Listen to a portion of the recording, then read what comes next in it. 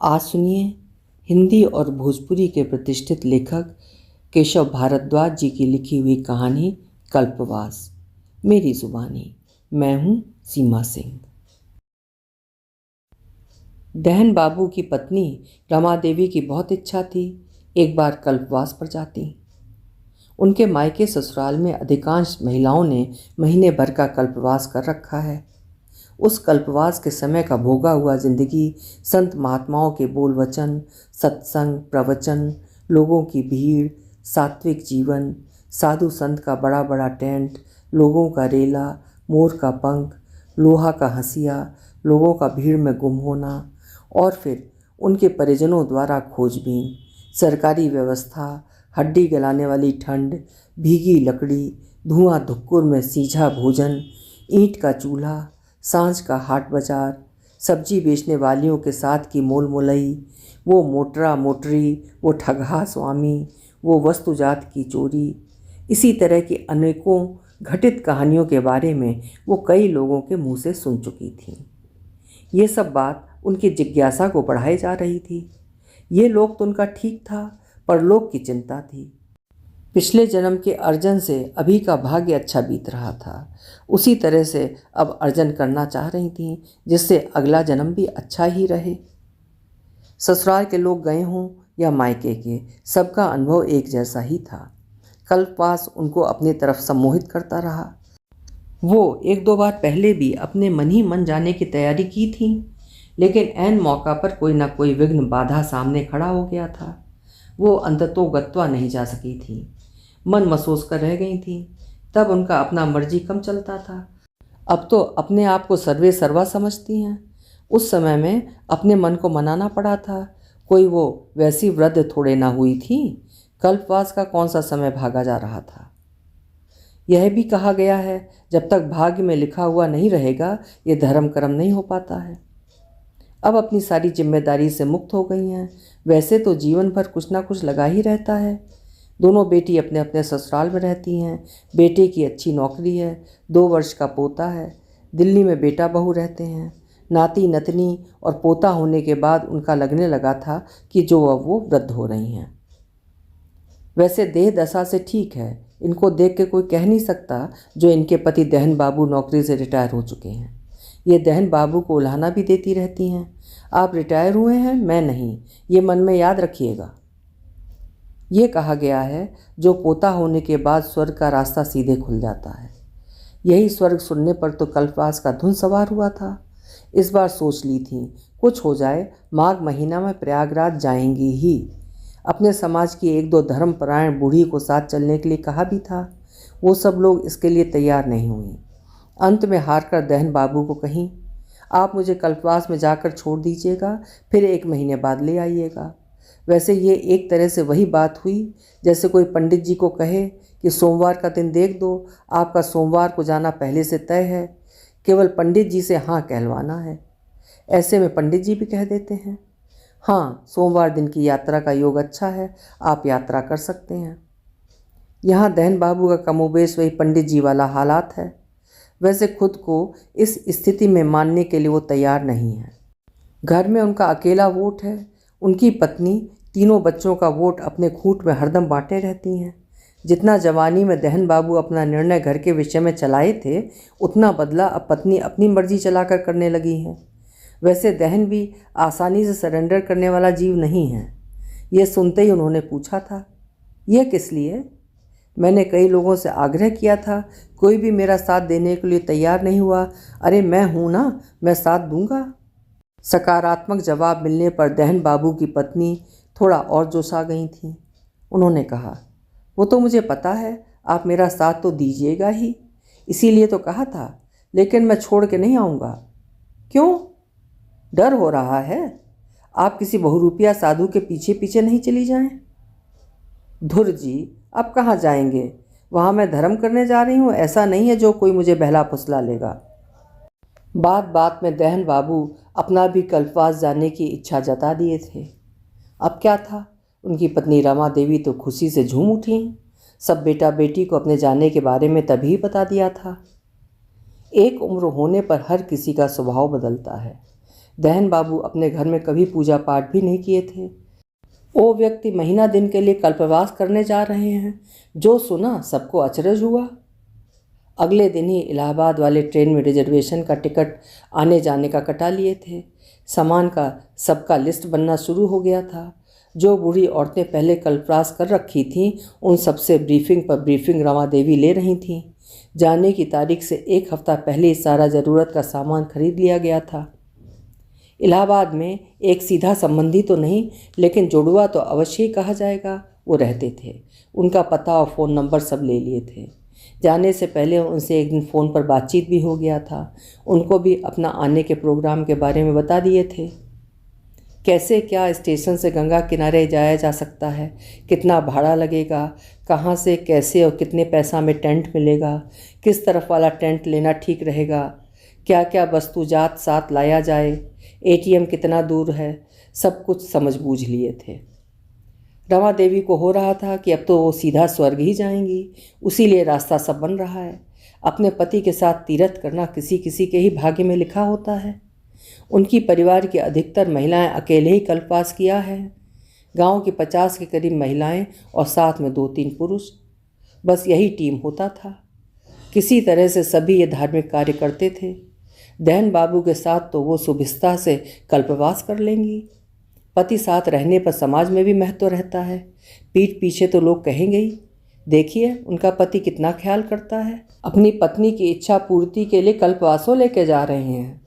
अपने अपने पति को उलाहना तो सब पत्नी देती ही है।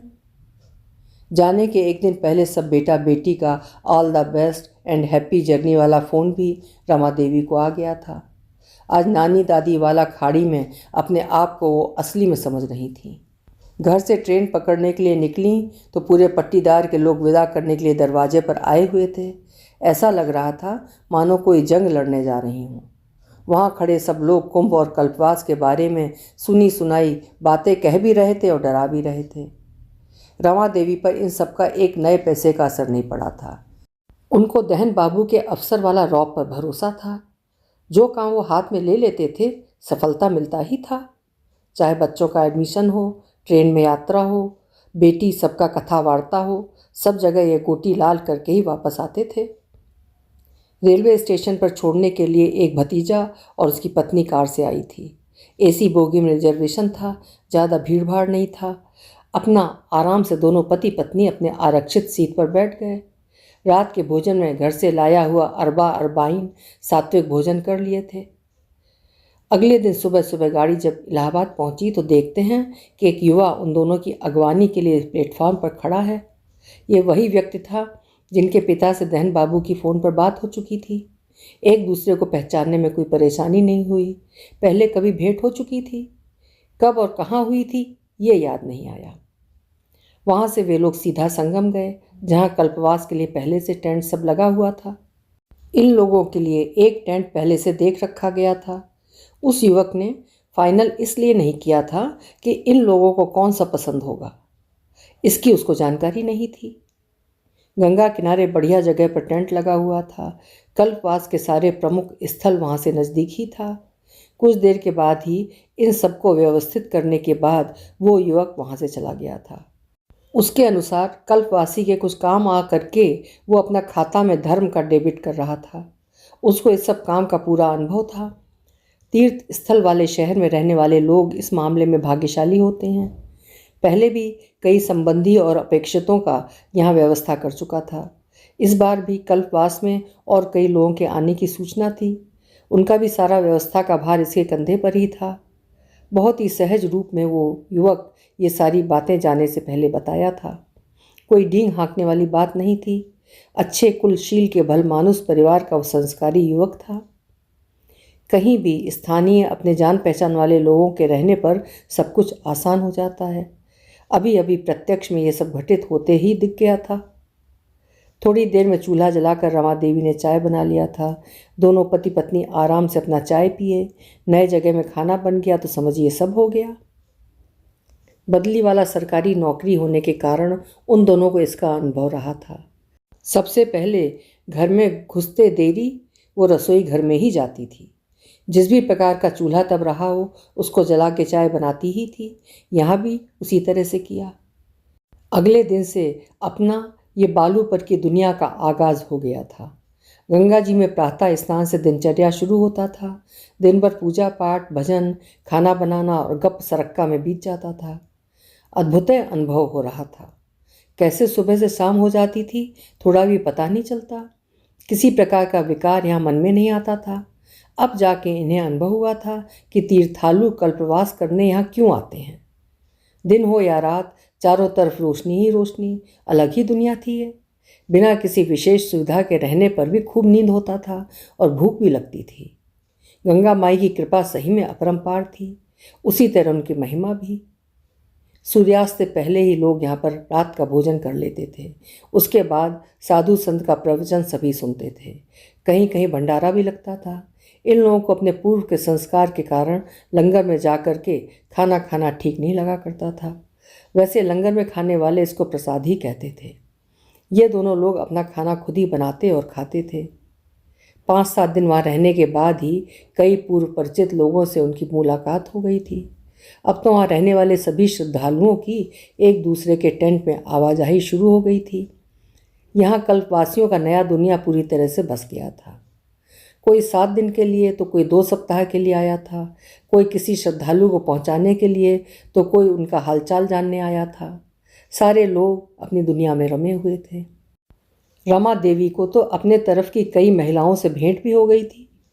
इनमें से कई तो उनके रिश्तेदारों के रिश्तेदार भी निकल गई थीं। आपस में पैंच उधार भी गांव के जैसे महिला महाल में शुरू हो गया था। दहन बाबू चुपचाप सब देखते रहते थे। उनको होता था जो यहाँ भी उनकी पत्नी को सब ठग रहे हैं, उधर उनकी पत्नी को कल्पवास में दान पुण्य करना चाहिए, यही सोचकर ज़रूरतमंदों से लेब देब कर रही थीं। रोज़ाना शाम में एक संत के प्रवचन में वो सब जाती थी। वो संत कहता, ये संसार मिथ्या है, बेटा बेटी अपना पराया सब भ्रम है, जो सच है वो आत्मा है, यही अजर अचर अमर है। कभी वो संत प्रवचन में कहता, ये सब माया है, आपके साथ ये लोग तभी तक ही चिपके हैं जब तक उनका स्वार्थ आपसे जुड़ा है। जब भी ये मतलब खत्म, वो मिलने की बात तो दूर, एक बार झांकने तक नहीं आएंगे। साथ कौन रहेगा? वो रहेगा अपना सदकर्म। इस सदकर्म का रास्ता पर कैसे चलिएगा, उसके लिए अपना सर्वस्व समर्पण के भाव जगाइए भगवान के प्रति। ऐसा ही वो संत तरह तरह की खिस्सा पिहानी सब कहता था। उसके अनुसार अपना कुछ नहीं है। जब इस नश्वर देह का भरोसा नहीं तो और दूसरा किसका रहेगा। उस संत की वाणी में तो लगता कि मिश्री घुला हुआ है, लेकिन उसके शब्द दहन बाबू की पत्नी रमा देवी को कभी कभी परेशान कर देता था। बाकी बात सब पर उतना रंज नहीं होता। जब वो संतान के विषय में कुछ कहता तो वो बात इनको थोड़ा भी बर्दाश्त नहीं होता था। एक दिन उसने अपने प्रवचन में कहा, मनुष्य अपने स्वार्थ के लिए माँ बाप और संतान का जाल बुनता है, जाल को फिर तालाब में फेंकता। जब तक उसके जाल में मछली फंसती रहती यही जाल अच्छा लगता रहता। जैसे इस जाल में मछली नहीं फंसी उस जाल को उलटने पलटने लगता है। उसको होता है कि जाल की बनावट में ही कोई कमी हो गई है, इसीलिए मछली नहीं फंस रही है। दूसरा तीसरा जाल बदलता रहता है। वो उस तालाब के अंदर नहीं झांकता है कि इसमें मछली बची भी है या नहीं। मछली का जाल में नहीं फंसने का कारण तालाब में मछली का ना होना भी हो सकता है। उसी तरह से ये संसार है। जाल हुआ स्वार्थ। जब तक मछली जाल रूपी स्वार्थ में फंसता रहता है तब तक सब अच्छा अच्छा लगता है। जैसे ही फंसना बंद हो जाता है वो जाल बदल लेता है। यहाँ तालाब हुआ आपका सदकर्म, वही आपका कार्य संपन्न कराता है, दूसरा कोई कुछ नहीं करता है। आप इस झूठ के मोह माया से जितना जल्दी हो सको निकलिए। इस लोक को जो ना संभाल सके तो उस लोक को तो संभालो। आप ज़रूरतमंद का मदद करिए, ना कि अपने सखा संतान को। अभी भी यह सच्चाई देख सकते हैं, लेकिन आप सबों के आंखों पर संतान मोह का पर्दा लगा हुआ है, ये कुछ नहीं देखने देगा। उस महात्मा का प्रवचन सुनकर रमा देवी का मन कुछ देर के लिए विचलित हो जाता था। फिर उनके मन में विचार आता, हो सकता है इस साधु के साथ ऐसा कुछ घटा हो, इसलिए अपना राग अलाप रहा है। दहन बाबू तो प्रवचन के समय टेंट में आराम करके बिताते थे। वो इस पचरा में फंसते ही नहीं थे। समय कहीं रुकता है, चाहे अच्छा कटे या बुरा, कल्पवास का 1 महीना बीत गया था। प्रयाग आते समय बैग में रसोई का सामान भरा हुआ था। अब वापस लौटते समय अपनों को देने के लिए उपहार से बैग फिर भर गया था। मोर का पंख, लोहा का वस्तुजात, कई जगहों का निर्मल प्रसाद, गंगाजल और उपहार से उमटाम बैग ले के रेलवे स्टेशन नियत समय पर पहुंच गए थे। आने जाने का रिजर्वेशन कल्पवास आने के पहले करा चुके थे। अब सीधा जाकर ट्रेन में अपनी सीट पर बैठना ही था। स्टेशन आने पर पता चला जो उनकी बिहार जाने वाली ट्रेन तो कुंभ की भीड़ को देखते हुए निरस्त कर दी गई है। कल्पवास में साथ रहे कुछ जाने पहचाने लोग भी स्टेशन पर अपनी ट्रेन को पकड़ने के लिए खड़े थे। वो सब दिल्ली जा रहे थे। उन सबों का भी ट्रेन में रिजर्वेशन था। उन लोगों को जब ये पता चला कि इनकी ट्रेन निरस्त हो गई है, तब उन लोगों ने इन दोनों को अपने साथ चलने के लिए आग्रह किया। इतने दिन साथ रहने से सबको पता चल गया था कि इनका बेटा भी दिल्ली में रहता है। दहन बाबू और रमा देवी ने इस प्रस्ताव पर सोचा। दिल्ली में उनका इकलौता बेटा रहता ही है, अभी वहीं चले जाते हैं, संगत भी है। महीना दिन अच्छे से बीता, यात्रा का लगन अच्छा रहा। ये जो उपहार सब है अभी ही बेटा को दे देंगे। ये जो मंदिर का निर्माण ले रखा है उसे बेटे बहू और पोते के मस्तक पर ताज़ा ताजी लग जाएगा। देरी होने से हो सकता है इसका असर कम हो जाए। ये तो सुखद संयोग बन गया है। ऐसा सोचकर उन्होंने दिल्ली का टिकट कटा लिया था। कल्पवास में बने नए मित्रों के साथ दिल्ली वाली ट्रेन में आकर बैठ गए थे। प्रयाग से दिल्ली तक के पूरे सफ़र में रमा देवी अपने बेटे और बहू की प्रशंसा सभी सहयात्रियों के साथ किए जा रही थीं। ट्रेन दिल्ली आ गई थी। सभी लोग एक दूसरे को आभार धन्यवाद करते हुए अपने अपने घरों पर जाने के लिए ऑटो, टैक्सी, बस, मेट्रो पकड़ने चले गए थे। महीना से ऊपर सबको घर छोड़े हुए हो गया था। दिल्ली के प्लेटफॉर्म पर उतरने के बाद सबको जल्दबाजी मची थी। अब किसी के पास किसी के लिए समय नहीं था। इन लोगों को अपने बेटा को सरप्राइज़ देना था, इसीलिए रास्ते में सूचना नहीं दी थी। अब रमा देवी ने दिल्ली स्टेशन पर से बेटा को फ़ोन किया। हम लोग स्टेशन पर हैं, आकर के हम लोग को ले जाओ। बेटा अचंभा से भरा बेमन से फ़ोन पर जवाब दिया। हम सब लोग घूमने दक्षिण भारत आज जा रहे हैं। आप सबको यहाँ आना था तो पहले बताना चाहिए था। ऐसे कहीं हुलेले हुलेले होता है। हमारा ये टूर 6 महीना पहले से बना हुआ है। आप लोगों का गांव का टिकट कटा हुआ था तो इधर कैसे आ गए? जो समझ में आता है कीजिए। हम लोग अपना दक्षिण भारत का चिर प्रतीक्षित यात्रा निरस्त नहीं कर सकते हैं। फ़ोन पर पीछे से बहू की बरबराते हुए अस्पष्ट आवाज़ भी इधर सुनाई दे रही थी। उसकी ही भाषा बेटा बोल रहा था। फ़ोन पर बात करते समय के रमा देवी के चेहरे के भाव को देखकर ही दहन बाबू समझ गए थे कि बेटा से जवाब क्या मिला होगा। पटना के लिए दूसरा ट्रेन लगा हुआ था।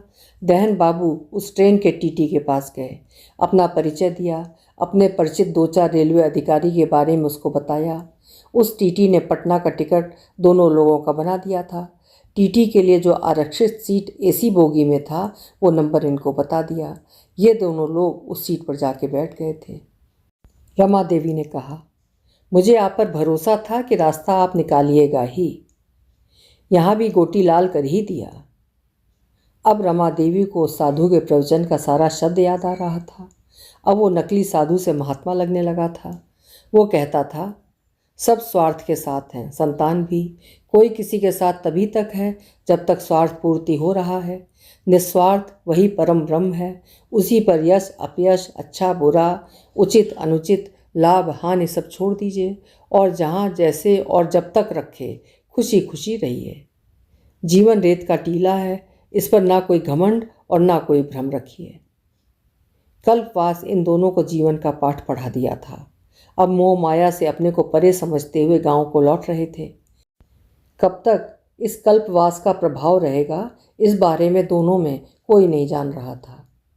जीवन के दर्शन का ज्ञान हो गया था। कल्पवास का फल अभी ही मिल गया था।